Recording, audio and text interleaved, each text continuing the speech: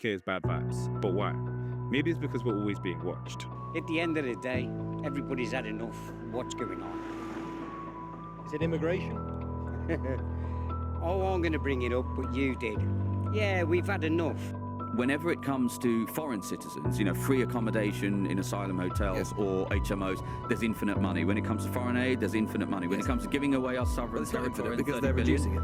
It's infinite money. When it comes to British pensioners, when it comes to British children, when it comes to British workers, we're always told there's no money left. Is the UK bad vibes? Kind of, I'm not gonna lie. But with this pending, or growing I should say, mental health crisis that if you work in the NHS, you're probably very aware of.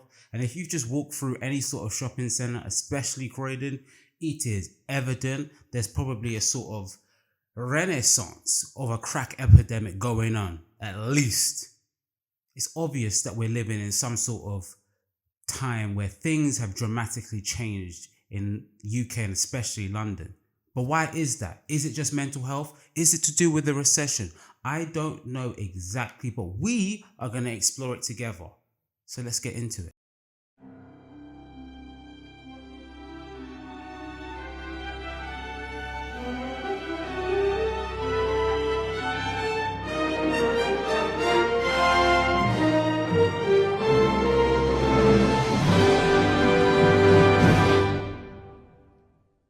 Okay guys, so before we get into the episode, please do me one massive favor. Please like, comment, share and subscribe in order for the channel to grow. It's going to need your support. So if you haven't subscribed, please hit the subscription button. If you haven't liked it, like it. And if you've got anything you want to say, put it into the comments. I would love to hear your opinions. It helps the channel a lot and me a lot. So please, let's get into this. I think perhaps one of the biggest reasons why the UK is bad vibes, or the number of things people call the UK, but what has exacerbated the mental health crisis is the recession, is the cost of living crisis. Let's have it right. I was on holiday, I was on the beach. I'd even left my wallet back in the hotel. I probably had a couple Bayesian dollars in my, I couldn't buy nothing, but I had a drink. I'm kind of burst on the beach. It didn't matter. If I was out on ends and I had I don't know, a couple pound in my pocket and a cocktail in my hand. You're stressed. Yeah, I'm stressed. And if you not butt me and say, bro, what's going on? Yeah, what's going on? Do you know what I mean? A couple quid. You're done. You ain't got no problems. You're just in a better mood. Food's better. I just feel this country's bad. When money's low, people are more stressed. Doesn't mean having a lot of money alleviates stress, but when money's low, there's palpable anxiety around that. If you look at these different articles that you'll see here, they exemplify what that is. People are struggling with sleep more. People are struggling with relationships more. People are struggling who already had mental health issues are now being exacerbated more. When you look at the NHS, they were already struggling pre-COVID, and now with this excess of mental health struggles, people suffering from mental health, needing their support, they are stretched beyond comparison, stretched. And they were stretched before. This is the thing I don't understand, why it's not spoken about enough. So it's important to get that out of the way. But the recession, the cost of living has affected everything. People's physical health. People are eating worse. They are finding ways to compensate for the lack of funds that they have, trying to pull money from different places. It affects sports. There's more games on because people are still trying to recoup from the COVID times. Football is an example of that. Basketball is an example of that too. There's more games on, it costs more. People are pirating more. It has affected everything. Got now where it is maxed out. FIFA should rip up the global calendar, start again, something radical, get everything in that has to be in, but in certain time zones, and actually just so that everybody's on a level playing field. Totally get that. But there's too many self-interested bodies, there's too much greed, they're not going to allow that. Such is the need to grab every sort of slice of revenue that there's little chance of anyone seeding enough to it to make a real difference. You can pretend if you want that not playing in the League Cup or avoiding post or pre-season tours is going to help, or a 2-week winter break is going to solve your problems, but it isn't. So, like I said earlier, dating, how we discuss dating standards. Well, how much does a man need to be making a month to date you? Bread. This girl, bro, man. No, have a number though. I used to say 6K a month. Yeah. Yeah, which I still think is all right. It's healthy. We can make it by. Yeah. But ideally, more. I'd say about 10 grand a month. So you're not on like 10 grand a month is comfy, isn't it? Wow, 10 grand a month's mad still. It's Not for comfy. me, but No, but it's comfy. but like that's mad. That's dark, but cool. I ain't talking about me, but bro, there's so much good brothers out there. You know what I'm saying? Sad still. Minimum. And anyone that gets triggered by that is because you're broke. And so as we've seen these real challenges faced by men in education, work, and family, you're seeing some really difficult and troubling health consequences. And so the so-called deaths of despair from suicide, overdose, or alcohol, 3 times higher among men than among women. Suicide itself, 3 times higher among men and women, and rising very quickly, especially among middle-aged men and younger men. So we can see these as symptoms, I think, of a broader malaise, which is what's troubling boys and men. And for men in particular, this sense of purpose is very important. I think it's a human universal that we need to be needed. There's a wonderful piece of work by an academic called Fiona Shand who looked at the last words that men had used to describe themselves before committing suicide or attempting suicide. And the top of the list were worthless and useless. You know, the overarching point of mental health, addiction, different types of addiction. It's addiction to betting, addiction to shopping, addiction to, of course, drugs, alcohol, things of that nature, but pornography too. It's something that is so palpable in our society. It has infected every aspect of it. Every aspect of society, it has found its way to kind of terraform into. And I do believe it's covered, it's discussed, but far too often the conversation is either complaining, avoidant, or doesn't really go anywhere, which is the sad thing. And it's a fear I have every time I do these episodes, if I'm honest with you, that some people will agree, some people will like, but does it make even a smidge of difference? I hope so though. I do hope that it does make some difference. And obviously, as a black person, it's important to say this, that our community is the one that's affected, perhaps the worst.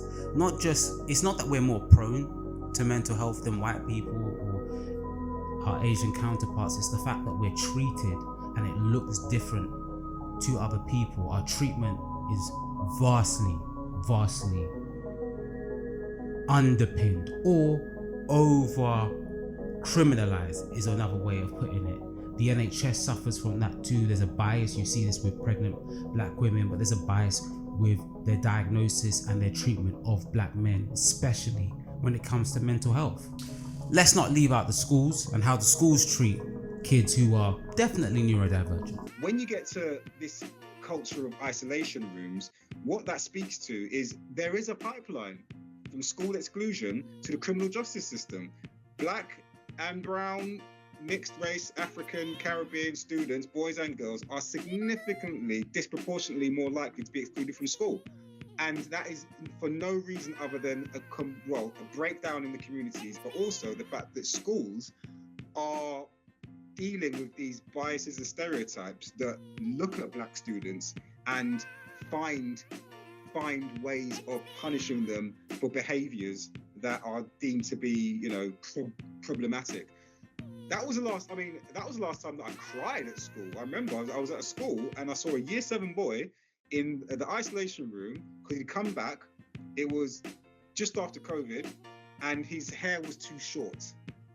And I was like, what is happening here? And I went and I chatted with this kid and he's year 7. It's his first experience with school, really. And he just had like a 0.5 or whatever. And as someone that's had a 0.5, I was like, what is, and he was put in that room. How do you get his parents have been notified. Your hair's too short? Listen. That clip there was one of the saddest clips I've seen. I'm someone who was isolated a lot. Deservedly so half the time. But people don't realize the detrimental effect it has. The video speaks about there's a direct correlation between exclusion and crime. But outside of gender, there is no bigger indicator of someone getting into crime than school exclusion. How schools handle mental health, definitely in the 2000s, was terrible. When I say mental health, I meant neurodivergent issues, people suffering from backgrounds that have mental health, so they're more prone to having mental health too. Of course, there's a greater conversation around neurodiversity, which has improved our understanding, but I still believe there's a big misconception of what things are. People just take general awkwardness as autism now. Everyone's on the spectrum of something, which is kind of got a point to it, but it kind of can sort of, I think, mythologize or lose the translation of what neurodivergency really is and how it affects people day to day, and it criminalizes a lot of black people, a lot of black men, whether that be autism or ADHD. When it goes undiagnosed and they're excluded and they're unable to, you know, be with their peers in a schooling environment, it can lead to crime. And then I just hear the conversations people have, and it's as if neurodivergence lives in this bubble here, and there's no crossover with how black boys, black men are treated. It seems to it goes over people's head, or they don't care, and that's something that irritates me in these conversations. That we're aware of things, but we don't behave in a way that we don't implement it. What's the word I'm looking for? We don't implement it, and it's not integrated. Is what I'm trying to say. Sorry, I'm very tired, so I'm muddling through things. Often, what we get back, I think, is kind of an emotional response. And I think the emotional response we get back when we send this message, the economy is collapsing, is a pretty understandable emotional response, which is that people are scared and people are worried, and they don't want the situation to be what I'm saying it is, which is that this situation is really bad, it's getting worse. The way to deal with it is to work together to fight against the richest and most powerful people in society, because that's scary. See, the reason I put that clip there is because we live in an age now where individualism usurps collectiveness, and the only way out of a recession, income inequality that's been growing for years, but especially since 2008, is collectivism, working together, understanding that the elites, they are one of a few things: super incompetent, don't care, don't understand, sometimes all three. Put it out there. And unless we understand that factor, and I think everyone does, but unless we act on that, we're going nowhere, and it's just gonna get worse. There's no one coming to save us. The elites are not gonna get it together, and it's important to say this. I have a point later on about reform and nationalism, but it doesn't matter if you're nationalist, it doesn't matter if you're pro-black. It's not getting better for any of us anywhere if we don't work together in some shape or form. We don't have to like each other, but working towards a common goal is the only way we can come out of income inequality and income disparity that we're living in. It's the only way. So wake up and smell the bacon, people. Wake up and smell the bacon. And I keep saying, should we do something? And he just doesn't understand it. And I think what you kind of see here is basically when you confront somebody who is working really hard, lives a stressful life, has worked hard to get the job that they're in, or is struggling to put food on the table, anybody, you say, hey, society's collapsing, let's stop it. I think a very, very normal emotional human response is to say, like, fuck you, I'm busy, I'm stressed, don't come and tell me we need to save the world, because that's not my job, that's the job of the politicians, other people should be doing that. And I think a lot of the pushback that we get, that I get, is basically from people who are kind of struggling emotionally with the same thing I struggled emotionally with for a long time, which was, oh, the society we live in is collapsing.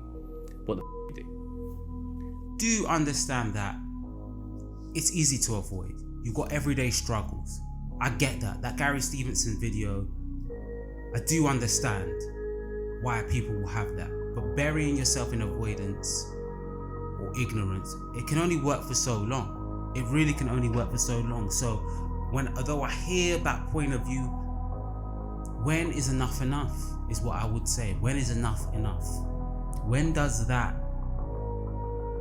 translate for us to take some sort of action, some sort of awareness? I don't even think, if I'm being honest, there's a collective awareness. What I will say is that nationally in the UK, there's a collective anger towards the system. I think the reason for the torture one, it doesn't sound nice at all, but when you look at the law surrounding the torture laws, it's probably in relation to how they would house these and then quickly deport them. Because a lot of the legal jargon is around, people can suggest they are feeling tortured in certain living conditions. Yeah, no, I understand. So that's probably why it's not might like, be to do with we'll be able to sanitation whip and... them and all that. I don't think it's going to be... But you've got more faith in Farage doing this, have you? It's not necessarily faith, it's that I'm not willing to hear what the Labour Party has to say, I'm not willing to hear what the Conservative Party has to say, because for the last decade, this has been in the top 3 of people's voting, that their reason for voting is immigration. And if you aren't going to listen to the British public, party after party, there will be civil unrest. So I think people are now, I echo what you said, Nigel is their last chance. And to be honest with you, when it comes to illegal crossings or, boat crossings, however you want to coin it, it is out of control. On average, it's around 30,000 a year. We're looking at over 500 a week. What are we going to do? This is the thing we're not hearing about, though. Some people are angry that the system manipulated people into nationalism and far-rightness and growing racism. Some people are just angry that there's more immigrants, which is ignorant. But both points evade from the truth. They ignore the truth of the recession. And in all this, there's 10% of people in the UK that are getting richer and 90% aren't. We should be worried about that. We should be worried about that. Go on. The camera's rolling. I don't care. Just relax. They're markets. Just relax. That's the issue we have in our country. I'm used to this conflict. No, but that's my... No one should be used to that. No. This is just one small market town that's been thrust into the national spotlight as immigration becomes a flashpoint for public protest. Here, asylum seekers aren't living in hotels, but amongst the community. And I've spoken to some of them, living right next door to locals. I had to come here illegally.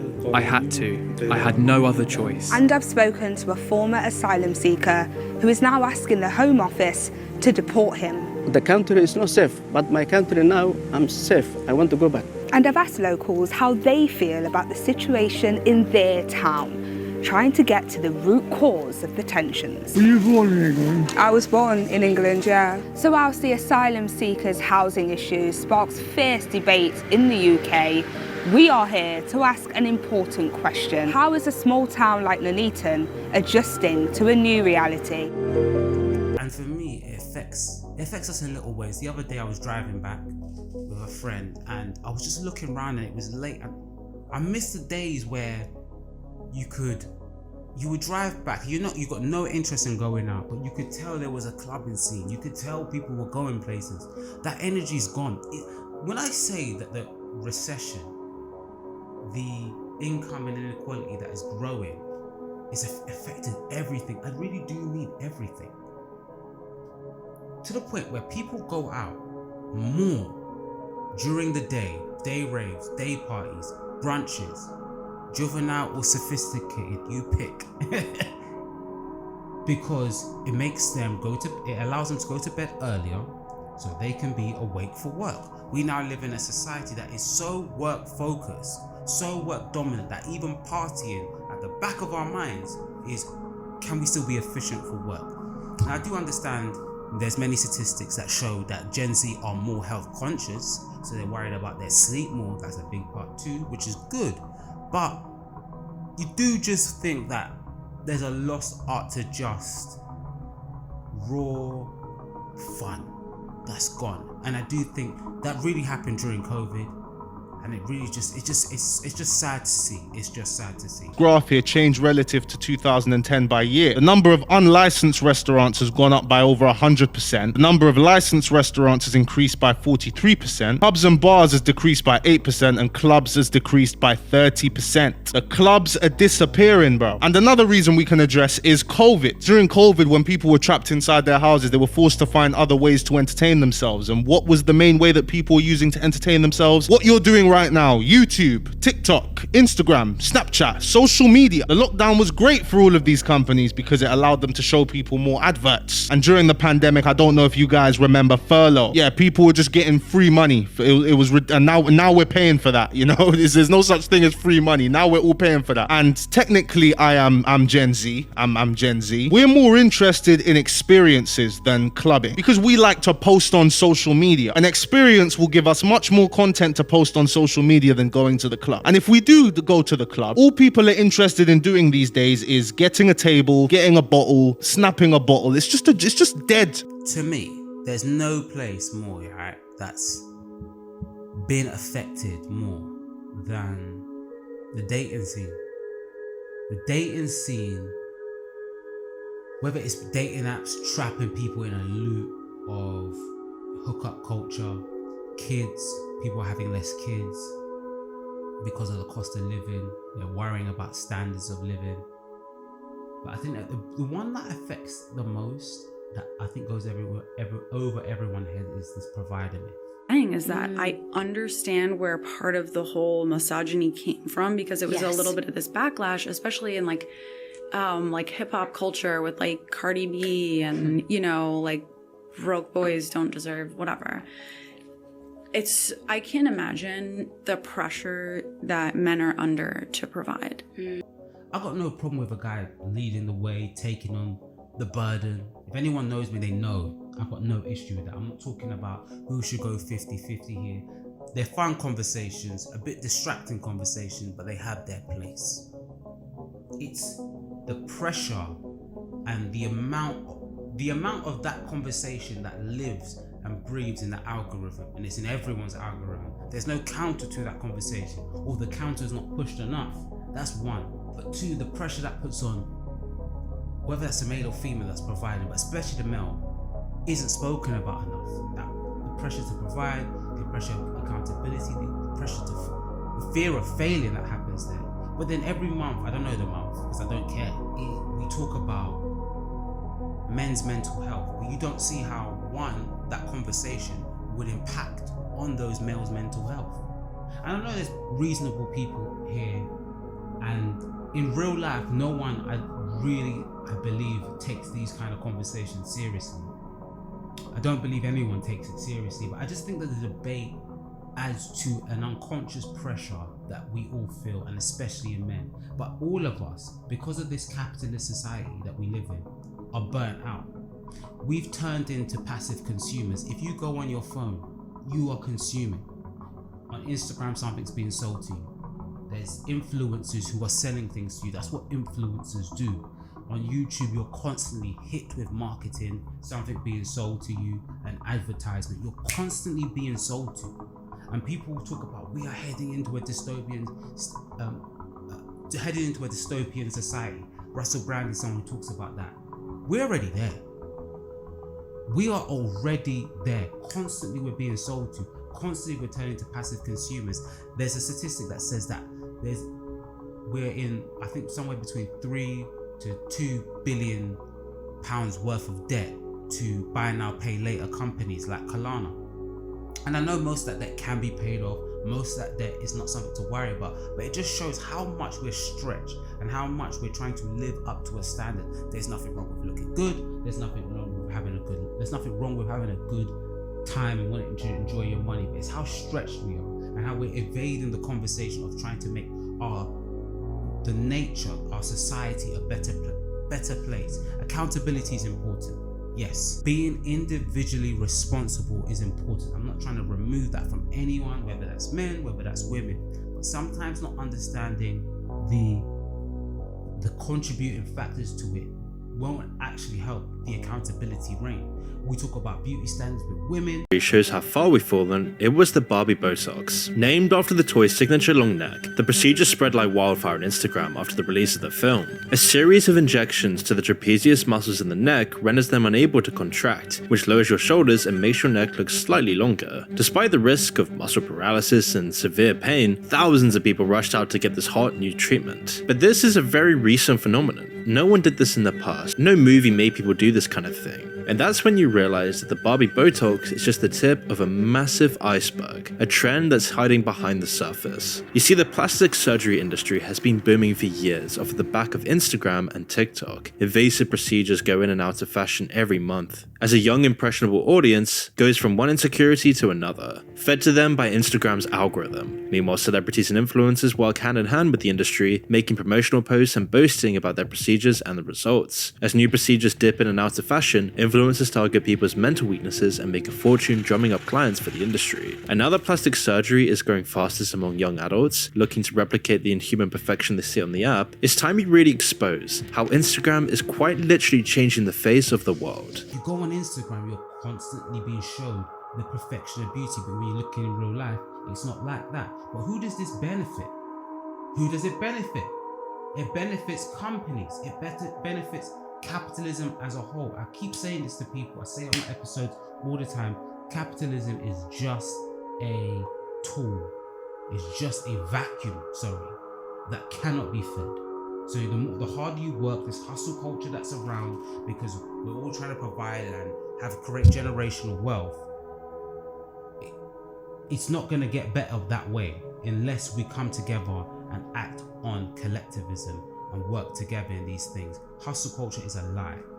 And I think the reason why I'm a bit passionate about this is because the UK is the most surveilled state in the world. That's a fact. I know that kind of post Tony Blair, I want to say there's an ASBO generation thing, and there was a lot of surveillance of that was coupled with young people in particular, kind of not having places to be, not having places to go, the closing of youth clubs, all this kind of stuff. So young people in urban environments find themselves at the receiving end of being suspicious, because most people don't like kids. Like, they don't like teenagers. Like, they see them and they like, so I feel like there's definitely a sort of a political thing which goes back to like the early 21st century, that is stoking this suspicion and this kind of like, we need to be aware of the threat of antisocial behavior. Why do I bring that up? Because it creates this performative behavior that we have. So Instagram enhances that. These conversations about dating standard enhance that too. Everyone's living under a certain level of pressure. The reason I'm so tired is because I'm burnt out, for being honest with you. Everyone in the UK can say they're burnt out. It's a bad way to talk about yourself because you're not burnt out. You need rest is a better way to say it. But it's that pressure. It comes from capitalism, feeding this capitalist beast, which gives you nothing back. Even dating standards, think about it. We're not talking about looking after a partner, saving and building homes. We're talking about buying things, taking people out. Who does that benefit? Think about it like that. But the reason I bring up the surveillance state is because it's a pressure to perform, a pressure to look a certain way to people. Like I've used that clip before, but I'll use this clip again from Warren Buffett. The world is not driven by greed, it's driven by envy. Envy is what drives the world. Envy, not greed, envy. I fear that you're doing better than me. I fear that I'm falling behind. Everyone says, and we all say it when you're discussing this, that don't watch what other people do. Comparisons that thief of joy. Yet it is perhaps the driving factor behind Instagram. Instagram is by definition a watchy place. And you become self-conscious the more you watch other people and their lives, not realizing that everyone is running their own race. It doesn't matter if they're faking it or they're making it. But that fake it till you make it mentality, I really think in the UK and with our surveillance state, with everything being watched, has created this performativeness that no one is living up to, and everyone's feeling the pressure of wearing that mask. But everyone's too afraid because of traumas, conversations, just being cussed out, that they cannot be themselves. I want to talk about like even the fact that our culture, for example, is based on going to buy a £2,000 jacket, £3,000 jacket, £4,000, in some cases £6,000 jacket, yeah? Wearing it once on Instagram and not being able to wear it again. Like, that's like, That's like a culture. That's like a cultural rule. Yeah, it was a cultural rule. There's a culture online with Instagram that you can't repeat the same clothes. You can't wear the same clothes twice. You can't be caught in a picture wearing the same clothes twice. That wake up to that in a recession, who does that benefit? Think about it. It's companies at the end of the day. Because deep down, you don't care. Deep down, the people that are acting like they care, cussing you out, they don't care. You've watched the news, you've heard the boats and all the stuff, right? Migrants, it's a pretty hot button topic. In fact, it is the #1 issue that people in this country are bothered about right now. And you know what? This is a very sensitive topic, and it's one that often a lot of people talk past each other. Not everyone that has any problem with immigration is some EDL supporting racist, and not everyone who is pro-immigration just ignores all of the problems of immigration. It's important to say this before I close, that you can see reform growing nationalism, growing tribalism is becoming a thing. Whether that's edgelords, whether that's people supporting reform, it's typical. In a recession, people blame migrants. It is a typical thing to do. It is somewhere to point your anger out, because pointing at institutions seems faceless. There's no one there. They're not tangible. Also, it's difficult to point at the people that you believe are supposed to protect you. It's difficult. It's not something that people find easy to do, I would say.